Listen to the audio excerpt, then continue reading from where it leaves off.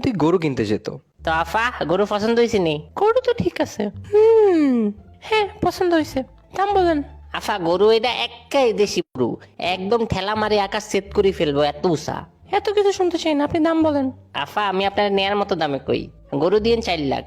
4 লাখ?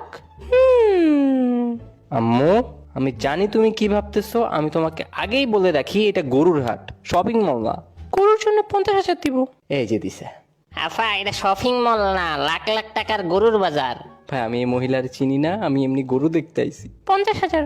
3,50,000 আফা, আপনার লাগে কমায় ধরলাম। 52,000 দিব। আরে আম্মু কি করতেছো এগুলা? আরে আফা অনেক কমায়া যায়। 53,000। আফা 3 লাখে নেন, এই দামে নিলে একবারে জিতবেন। 55,000 দিবেন? কেমনে দেই আফা?